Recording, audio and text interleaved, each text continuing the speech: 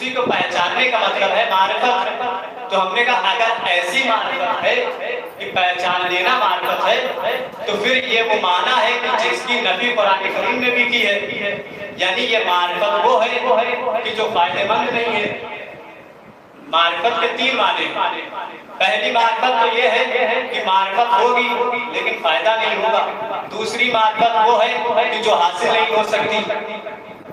تو پہلی معرفت کا معنی یہ ہے کہ بھائی آپ کو معرفت تو ہوگی لیکن فائدہ نہیں ہوگا.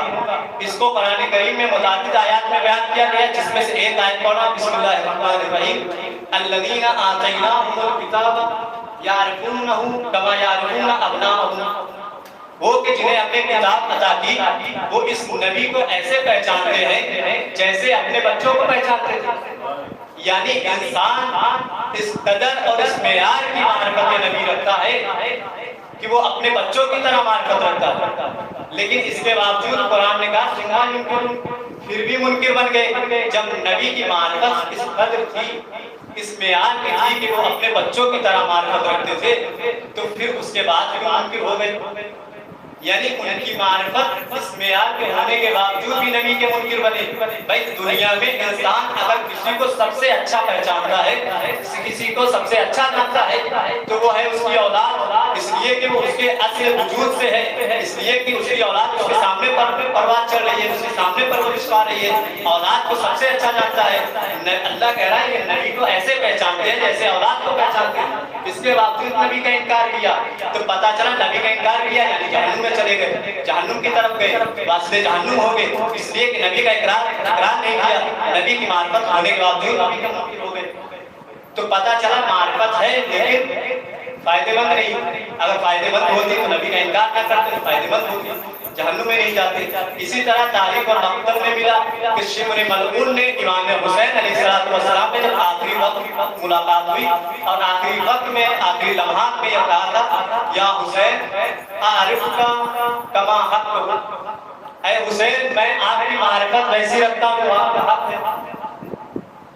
یعنی شمر ملعون امام حسین کی معرفت رکھتا ہے. یعنی کیا مطلب وہ امام حسین کی معرفت رکھتا ہے یعنی وہ یہ کہنا چاہ رہا ہے کہ میں جانتا ہوں کہ آپ کا نام حسین ابن علی ہے. آپ علی کے بیٹے ہیں. آپ زہرا کے لال ہیں. آپ نبی کے نواسے ہیں. آپ ابو طالب کے پوتے ہیں. آپ حسن مصطفیٰ کے بھائی ہیں. آپ بنی ہاشم سے ہیں. آپ کا قبیلہ یہ ہے. آپ کا نام و نسب یہ ہے. آپ کی تاریخ ولادت یہ ہے.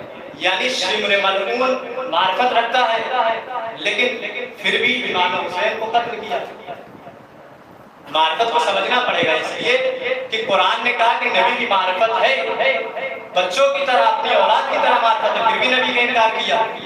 اور حدیث نے بھی اور مکتب نے بھی یہ کہا کہ شمر ملعون کہہ رہا ہے امام حسین سے مجھے آپ کی معرفت ہے. تو پھر اس کا مطلب معنی معرفت کو سمجھنا پڑے گا. مفہوم معرفت کو سمجھنا پڑے گا کہ جس چیز کو ہم نے معرفت سمجھ رکھا ہے وہ معرفت نہیں ہے. اگر اس چیز کو بایو ڈاٹا والی کی معرفت ہے امام کا نام جان رہا ہے تاریخ ولادت جان رہا ہے امام کا اسم و نسب جان رہا ہے اس کے باوجود شمر وہی تھا جس نے امام حسین کو قتل کیا تو اس کا مطلب یہ ہوا کہ معرفت میں فائدہ نہیں پہنچایا. ایک یہ معرفت جسے قرآن نے کہا معرفت ہے حدیث نے کہا معرفت ہے لیکن اس کے باوجود دونوں جہنمی قرار پائے. دوسرا معرفت کا معنی یہ ہے کہ آپ کو معرفت حاصل ہی نہیں ہوگی. ممکن ہی نہیں ہے کہ اصل معرفت حاصل ہو جائے گا. اصل